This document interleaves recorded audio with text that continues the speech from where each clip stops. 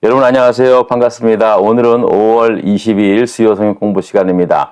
사도행전 속으로 27번째 오늘서부터 사도행전 10장의 말씀을 함께 나누겠습니다.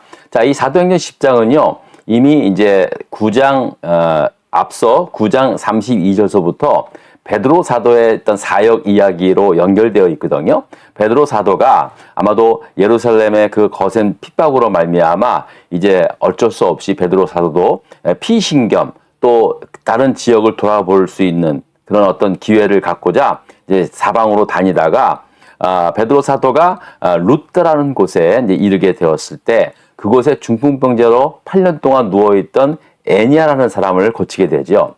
그리고 그 일로 인해서 그 옆에 동네인 요빠라는 지역에 바로 다비다라고 하는 여자가 병들어 죽었을 때 사람들이 베드로 사도를 모시고 있지 않습니까? 그래서 베드로 사도가 와서 죽어있는 다비다를 위해서 간절히 기도했을 때 다비다가 다시 살아나는 이 놀라운 기적이 일어나게 된 것입니다. 자, 그랬을 때 이 루따에서 그리고 요빠에 살고 있었던 많은 그리스도인들이 이 일로 인하여 얼마나 많은 은혜를 받았겠습니까? 그 당시까지만 해도 뭔가를 짓눌려 있고 또 핍박으로부터 도망쳐 온 사람들도 있고 어쨌든 소수의 사람들이었기 때문에 많은 사람들의 눈길을 의식해야만 했고 자기들조차도 참 은혜는 있었지만은 참 불안했었을 겁니다. 근데 그때 이 일이 8년 동안 중풍병자로 누워있던 사람, 이 애니아라는 사람이 고침받고 심지어 죽었던 다비다가 다시 살아나는 이 놀라운 기적을 경험하니까 그들이 얼마나 큰 은혜가 됐겠습니까? 또 이 일을 본 많은 사람들이 주께로 돌아오는 예수 믿게 되는 구원의 역사도 일어났다고 말씀을 하고 있습니다. 당연하죠. 당연히 이런 일이 일어났겠죠. 네? 요즘 시대 때도 정말로 우리가 육신의 질병으로 인해서 고통받고 있을 때 하나님의 놀라운 은혜로 회복되는 은혜로 역사로 말미암아 얼마나 많은 사람들이 위로받고 또 이게 격려를 받지 않습니까? 그죠? 그리고 또 이 일로 예수 믿는 사람도 늘어나고 이런 일들이 일어나게 되었다는 거예요. 그러니까 여러분 교회에서 병 고침의 역사 어떤 이적과 기적의 역사가 일어나는 건요. 이건 당연한 일이고 또 그런 일들이 일어날 수 있도록 우리가 기도해야 합니다. 저도 매일매일 기도하고 있습니다. 앞으로 어떤 일들이 우리 교회를 통해서 일어날지 기대하면서 기도하고 있습니다. 아멘. 여러분 꼭 잊지 마세요. 기대하면서 기도하십시다. 그냥 막 무작정 기도하는 게 아니라 하나님께서 우리 교회를 통하여 하나님께서 나를 통하여 나의 가정을 통하여 자녀들을 통하여 어떤 일들이 일어날 것인가라는 그 기대를 가지고 여러분 기도하며 이 일들을 통해서 하나님께 영광을 돌리는 그런 우리 모두가 될 수 있기를 바랍니다. 자, 그리고 이제 중요한 거는요. 베드로 사도가 요빠에서 다비다라는 여자를 살리고 난 다음에 계속 요빠에 머물렀다는 사실입니다. 자, 그래서 여러분 보통 사람들이었다면 그러니까 다비다를 살리고 난 다음에 어디에 머물렀겠습니까? 베드로가 아마 보통 사람이었다면은 아마 다비다가 너무나 고마워서 다비다 아니면 다비다 친척 가운데 좀 약간 좀 부유한 사람이 특별히 이 베드로 사도를 자기 집에 모셨을 거 아닙니까? 아예 안 그렇겠습니까? 그는 대사도였고 그 당시에 가장 존경받고 많은 그리스도인들한테 추앙까지 받았던 교회 지도자 아닙니까?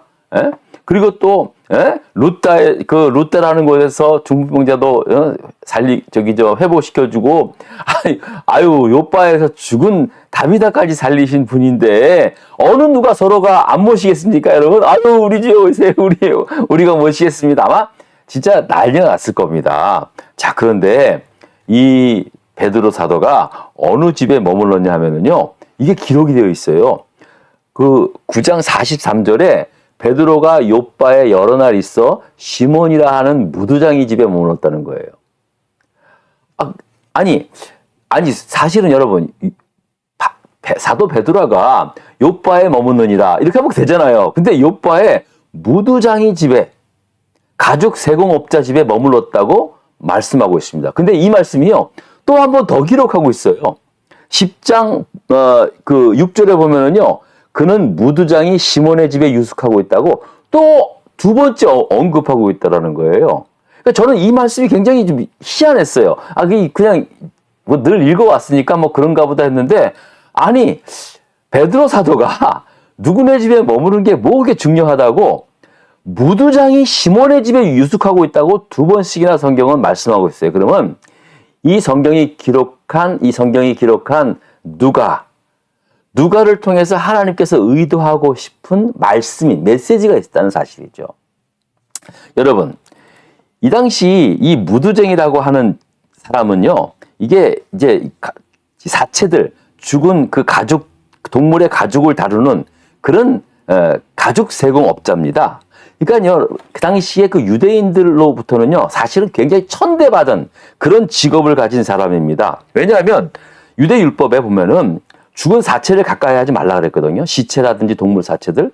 그거 혹시 만지면 부정하게 돼가지고 일주일 동안 그 부정한 사람으로 여겼던 사람입니다. 그러니까 당연히 자연적으로 시체를 취급하는 사람들은 굉장히 부정한 사람들, 굉장히 천박한 사람들로 여겼다는 사실이죠. 왜 우리나라 예전에 그 백정들을 소 죽이는 사람들 있잖아요. 돼지 죽이고 그런 사람들 굉장히 가장 천박한 사람으로 여겼던 것처럼 이때도 마찬가지였어요. 뭐 고기를 다루는 일은 없더라도 어쨌든 간에 죽은 사체를 만지는 사람들이기 때문에 굉장히 천대받는 사람이었어요. 또 실제로 그 동네에 그 동물의 가죽을 가공하면서 나오는 악취와 더러운 폐수로 인해서 이웃들과 함께 그들은 같이 머물고 있지 않았어요. 뚝 떨어진 곳에 있었단 말이에요. 외딴 곳에 있었다는 거예요. 그런데 바로 그곳에 그 대사도인 베드로 사도께서 그렇게 천한 일, 천박한 일이라고 여겨졌던 그 집에 머무르게 되었다는 사실입니다. 저는 이 말씀이 굉장히 신선했다는 거죠. 그리고 저도 이렇게 말씀을 읽으면서 그냥 뭐 무심코 지나갔는데, 야, 이 말씀이 2번씩이나 언급하고 있는 것도 분명히 하나님께서 이 사도행전을 기록한 누가를 통해서 뭔가를 좀 이렇게 던지고 있는, 암묵적으로 주고 있는 메시지가 있었다는 사실이죠.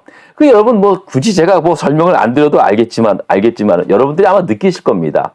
아마도 베드로 사도는 뭐 여기저기 다 오라고 하셨음에도 불구하고 훨씬 더 안락하고 냄새도 안 나고 또 이 사람들한테 이상하게 보지도 않을 거 아닙니까? 아니 왜 그 대사도가 왜 그런 천박한 천민 취급당한 사람한테 그 집에 머무릅니까?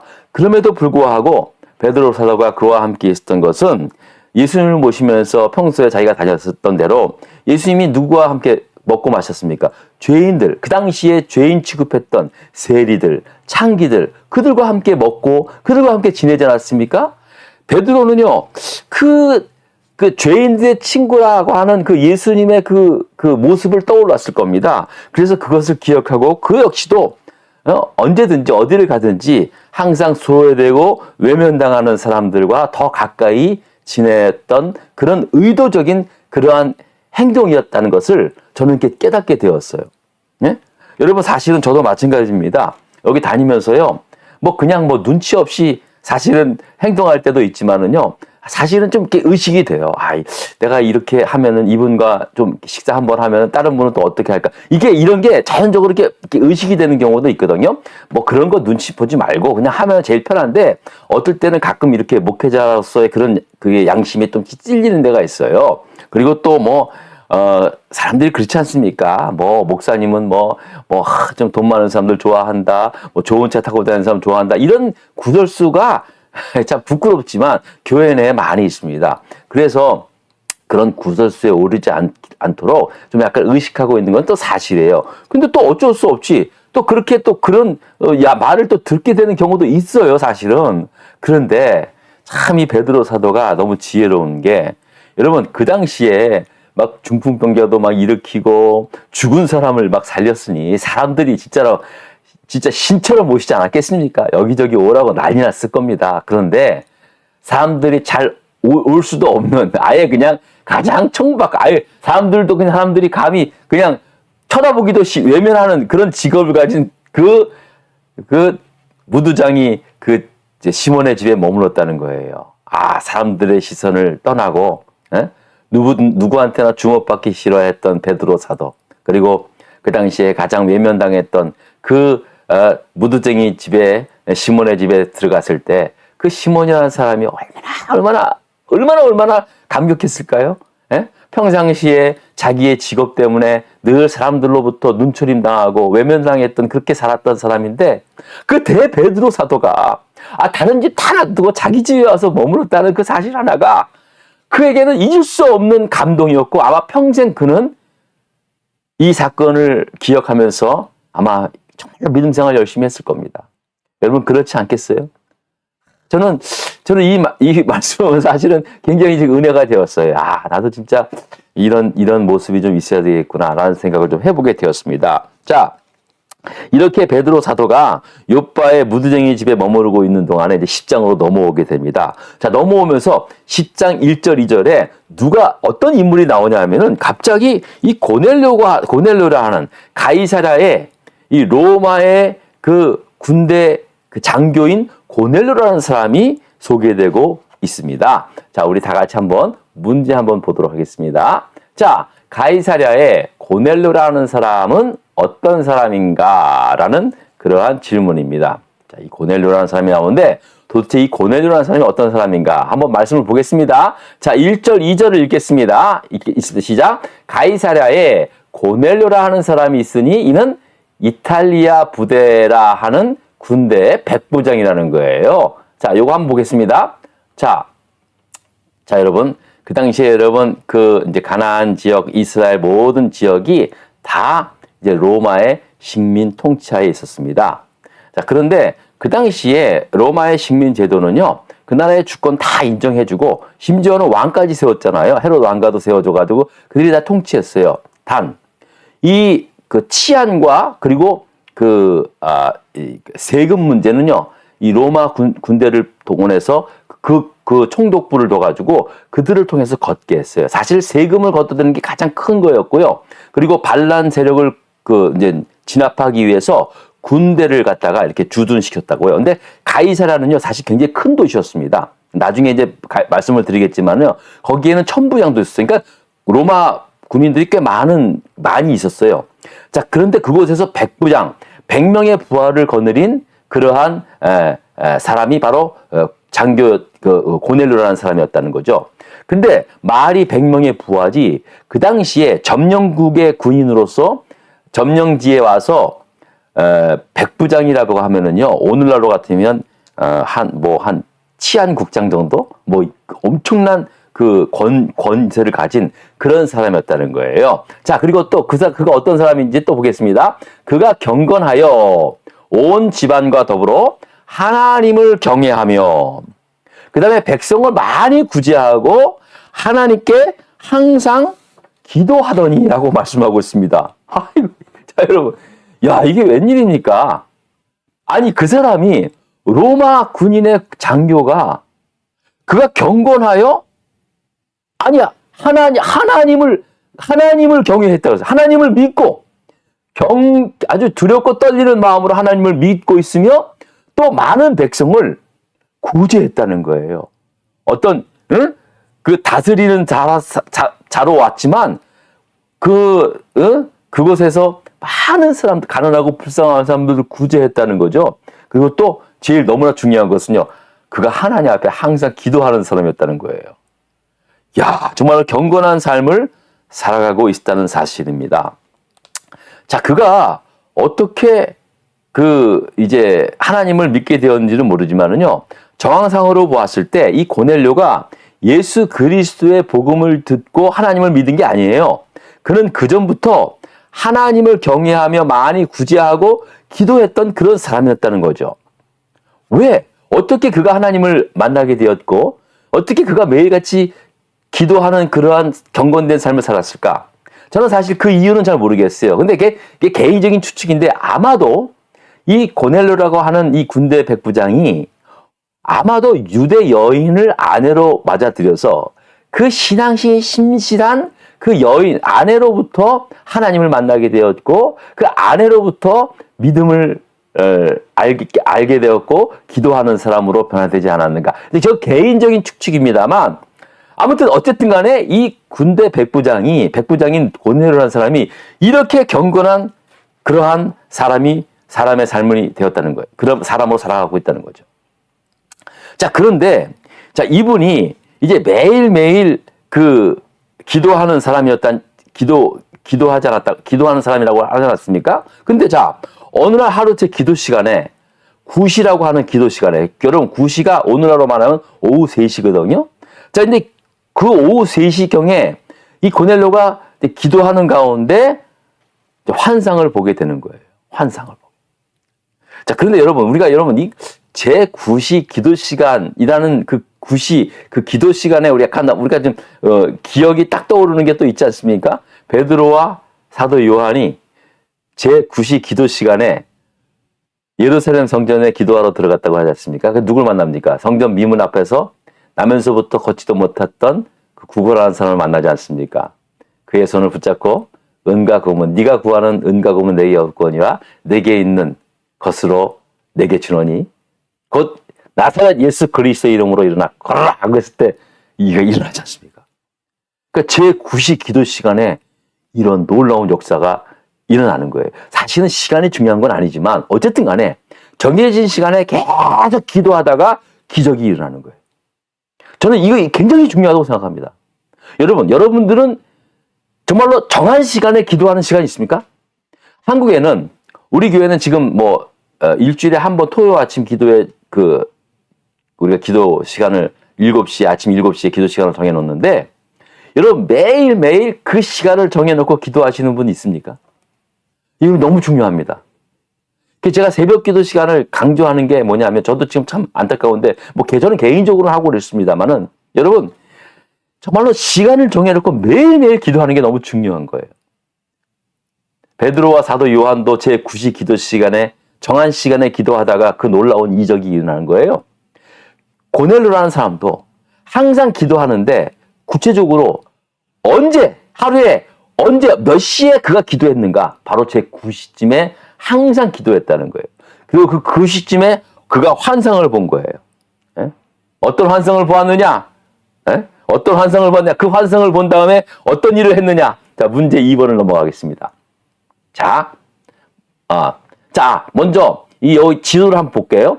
자, 요바에 그 베드로가 살고 있었고, 이 가이사랴라는 곳에 이제 고넬료가 있었어요. 그러니까 이 요바와 가이사랴도 사실은 그게 먼 길은 아니었어요. 하루길 정도, 하루 이틀길이면 갈 수 있었던, 하루 이틀길 정도면 성인 걸음으로, 아니면 더 걸릴 수도 있겠네요. 좀 거리상 보니까. 자, 그런데 이곳에 이제 가이사랴에 고넬료가 있었다는 사실이죠. 자, 문제 봅니다. 고넬료가 집안 하인 2명과 부하 한 사람을 요바에 보낸 이유가 뭡니까? 3절서부터 8절까지의 말씀입니다. 이 말씀을요, 한번 읽어볼까요? 자, 하루는 제9시쯤 되어 환상 중에 밝히봄에 하나님의 사자가 들어와 이르되 고넬료야 하니, 고넬료가 주목하여 보고 두려워 이르되 주여 무슨 일입니까? 천사가 이르되 내 기도와 구제가 하나님 앞에 상달되어 기억하신 바 되었으니 내가 지금 사람들을 요바에 보내어 베드로라 하는 시몬을 청하라 라고 그렇게 말씀하고 있습니다. 자, 그러니까 지금 고넬료가 하인 2명과 자기 부하 한 사람, 통 3사람을 갖다가 요바의 무두쟁이 시몬의 집에 있는 베드로에게 사람을 보낸 이유가 뭐냐 하면요, 이 고넬료가 제9시쯤 항상 그 시간에 기도하는 가운데 환상을 봤는데, 어느 날 그 시간에 천사가 나타나는 거예요. 그리고 천사가 하시는 말씀이 내 기도와 구제가 하나님께 상달된 바 되었다는 거예요. 야, 이 말을 들었을 때 고넬료가 얼마나 감격했을까요? 내 기도가요? 내가 남 알지 못하게 몰래 했는데 내 구제가 상달됐다고요? 자, 그랬더니, 자, 천사가 하는 말이 뭐라고 하냐면, 자, 지금 너는 사람을 보내서 요바에 있는 베드로라는 사람, 지금 무두쟁이 시몬에 있는 베드로라는 사람을 청하라라고, 그렇게 그분을 모시고 오라라고 그렇게 명령을 한 거예요. 그래서 이 고넬료는 하인 2명과 자기의 부하 한 사람을 딸려서 보내게 된 거예요. 모시러 오라고. 자, 여러분, 참 놀라운 겁니다. 저는 이 고넬료를 통해서 이제 나중에 다음 주에 그 얘기를 하는데요. 야, 고넬료가 사실은 예수 그리스도를 전혀 복음에 대해서 들어보지 못한 사람이에요.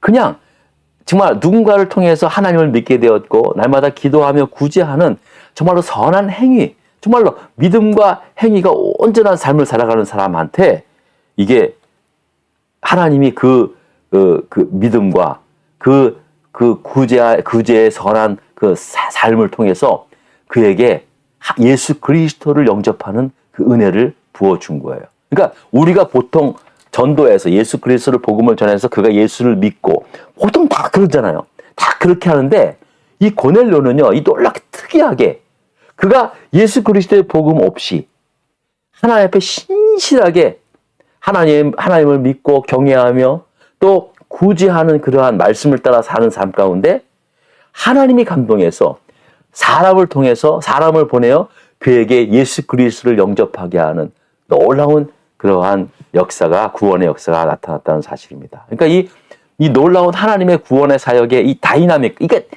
다양성에 대해서 우리가 또 한번 고넬료를 통해서 확인하는 그러한 모습을 보게 되는 거죠. 자, 다음 시간에 또 계속해서 좀 말씀을 전하도록 하겠습니다. 여러분 오늘도 함께해 주셔서 정말 고맙고요.